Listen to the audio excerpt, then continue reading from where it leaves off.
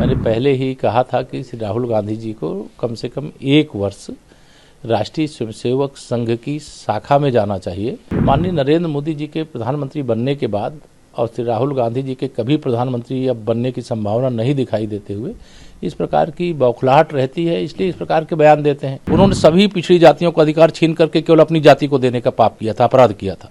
पूरे उत्तर प्रदेश को दंगों की आग में झोंक दिया था। सपा का कोई भविष्य नहीं है, सपा का जहाज डूब चुका है। समाजवादी पार्टी समाप्तवादी पार्टी बनने की ओर बढ़ चुकी है। जो कांग्रेस को अपनी बपौती समझ करके वह लगातार ऐसे बयान देते हैं जिन बयानों का ना उनके पास कोई अंत है और ना उसकी कोई उस संबंध में जानकारी है।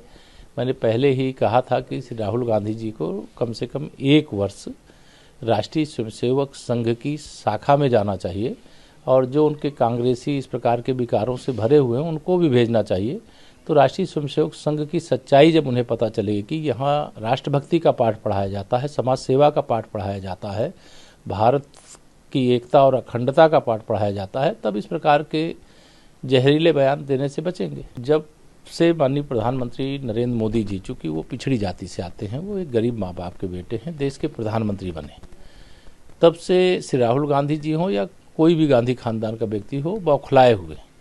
उनको लगता है कि प्रधानमंत्री की कुर्सी उनके लिए आरक्षित है, लेकिन देश का संविधान हर 5 वर्ष में चुनाव करवाता है और उस चुनाव के आधार पर देश में जो पार्टी जीतती है उसका प्रधानमंत्री बनता है।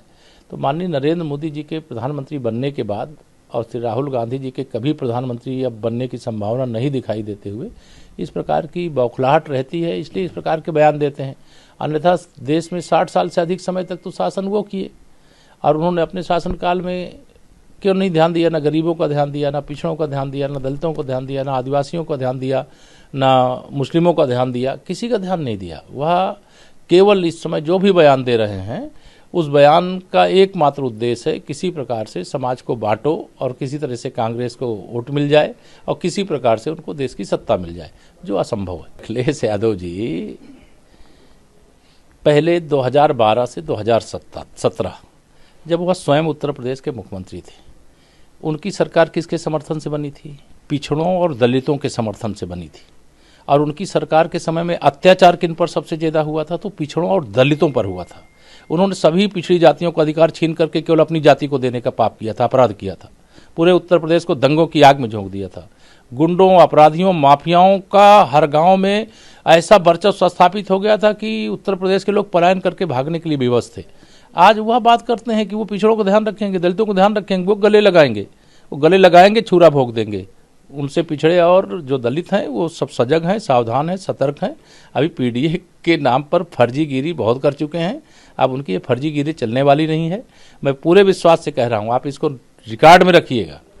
2027 का जब परिणाम आएगा तो भारतीय जनता पार्टी 2017 वाली स्थिति में होगी और समाजवादी पार्टी 2017 में जो 47 सीटों पे सिमटी थी उस स्थिति को भी पाने के लिए उसको जद्दोजहद करना पड़ेगा। सपा का कोई भविष्य नहीं है, सपा का जहाज डूब चुका है। समाजवादी पार्टी समाप्तवादी पार्टी बनने की ओर बढ़ चुकी है। हमारे साथ जुड़े रहने के लिए सब्सक्राइब करें देश रोजाना के YouTube चैनल को और नई वीडियो की नोटिफिकेशन पाने के लिए बेल आइकन जरूर दबाएं। अगर आप ये वीडियो Facebook या Instagram पर देख रहे हैं तो पेज को लाइक और फॉलो जरूर करें और ज्यादा से ज्यादा शेयर करें।